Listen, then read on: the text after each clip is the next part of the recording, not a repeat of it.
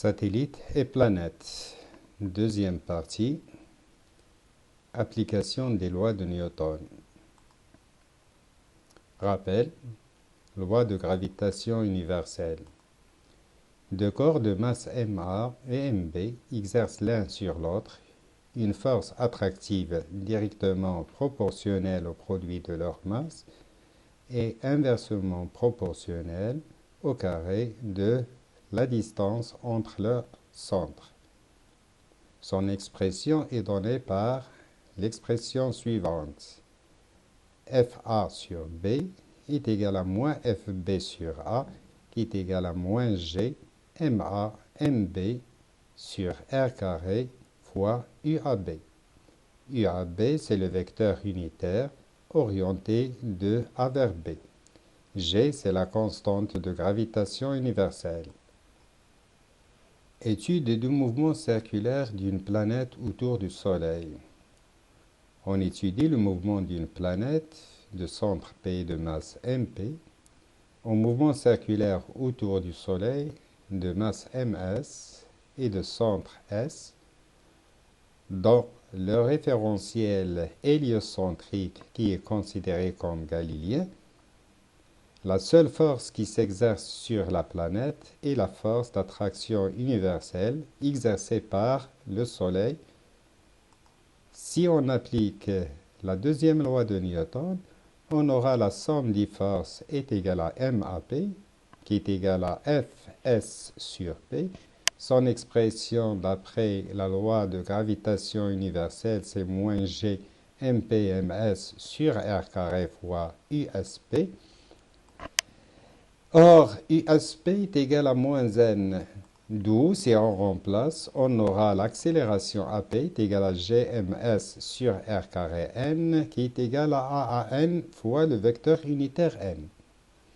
D'après cette expression et d'après l'expression de l'accélération dans le repère de Freinet, on peut en tirer que l'accélération tangentielle est égale à 0, d'où la vitesse est constante, et par suite le mouvement est circulaire uniforme. Pour déterminer l'expression de la vitesse de la planète, on va y revenir à l'expression de l'accélération qui est égale à l'accélération normale. Or, l'accélération normale ou la composante normale, c'est v carré sur r.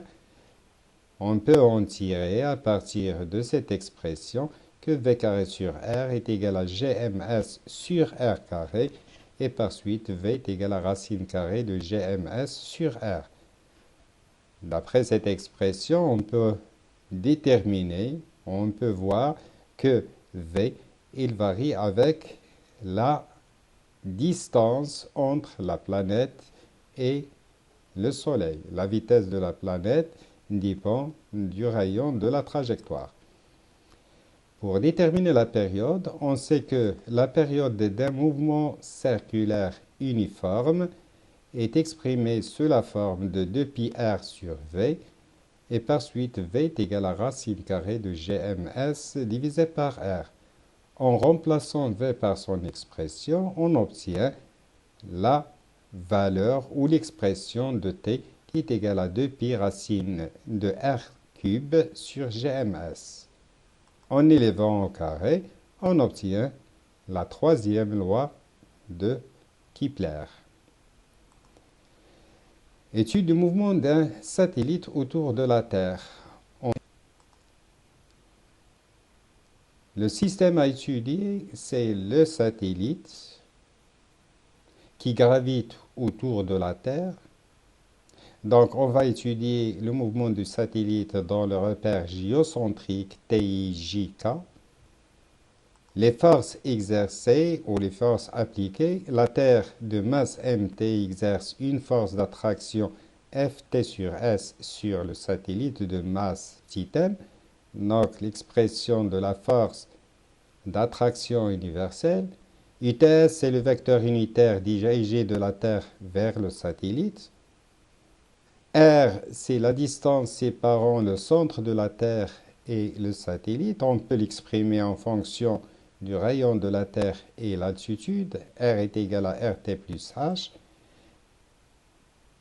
Si on applique maintenant la deuxième loi de Newton, nous avons la somme des forces extérieures est égale à ma, qui est égal à Ft sur S, en remplaçant Ft sur S par son expression, c'est moins Gmt petit m sur R carré UTS. Or, ce vecteur unitaire est égal à moins n. En remplaçant, on aura l'accélération du satellite, c'est Gmt sur R carré fois n, qui est égal à an fois n. Or, an, c'est v carré sur R, donc c'est v carré sur R fois n. À partir de cette expression, on peut en déduire que l'accélération tangentielle est égale à 0. Et à partir de dans son expression, l'accélération tangentielle, c'est dv sur dt égale à 0. Donc, v est égal à une constante. Donc, le mouvement du satellite est circulaire uniforme. La vitesse du satellite. D'après l'expression de l'accélération déjà vue, a est égal à gmt sur r carré n, qui est égal à an fois n. Or, la composante normale de l'accélération est égale à v carré sur r, qui est égal à gmt sur r carré ou gmt sur rt plus h au carré. À partir de cette expression, on peut tirer l'expression de la vitesse v est égal à racine carrée de gmt rt plus h. Donc cette vitesse, il dépend de l'altitude du satellite. La période, l'expression de la période t est égale à 2πr sur v et la vitesse, c'est racine carrée de gmt sur r. En remplaçant v par son expression, on obtient que la période est égale à 2π racine de r cube sur gmt. Ou autrement, si nous remplaçons petit r par sa valeur, par son expression, t est égal à 2π racine de rt plus h au cube sur gmt. Satellisation. Définition. La satellisation consiste à mettre un satellite sur son orbite autour de la Terre en lui communiquant une vitesse v0, lui permettant d'avoir un mouvement circulaire uniforme à une altitude h. Cette vitesse est v0 est égale à racine carrée de gmt divisé par rt plus h. Satellite géostationnaire. Qu'appelle-t-on satellite géostationnaire? Un satellite géostationnaire est un satellite immobile par rapport à un observateur terrestre, c'est-à-dire un satellite qui apparaît immobile pour un observateur sur Terre. Pour qu'un satellite soit géostationnaire, il faut qu'il satisfait les conditions suivantes. Première condition, il faut qu'il décrit un mouvement circulaire uniforme dans le plan équatorial. La deuxième condition, il faut qu'il tourne dans le même sens de rotation de la Terre autour de l'axe polaire, axe nord-sud. La troisième condition, sa période de révolution t soit égale à celle de la Terre. 23h56 4 secondes. Donc voilà pour cette partie. Pour un exercice, on va étudier le mouvement du Titan qui est un satellite de Saturne. Les données de cet exercice, constante de gravitation universelle, sa valeur dans le système international, le rayon de l'orbite de Titan, la période de rotation de Titan autour de Saturne. En avril 1996, la France a participé à la mission Cassini qui a étudié Titan, satellite de Saturne. Cet objet céleste est le seul dans le système solaire qui possède, comme la Terre, une dense atmosphère de diazote favorable à l'apparition de la vie. Le mouvement de Titan de masse petit m est étudié dans le repère considéré comme galiléen, ayant son origine au centre de Saturne, et ces trois axes sont dirigés vers trois étoiles fixes. On suppose que Saturne et Titan ont une répartition de masse à symétrie sphérique.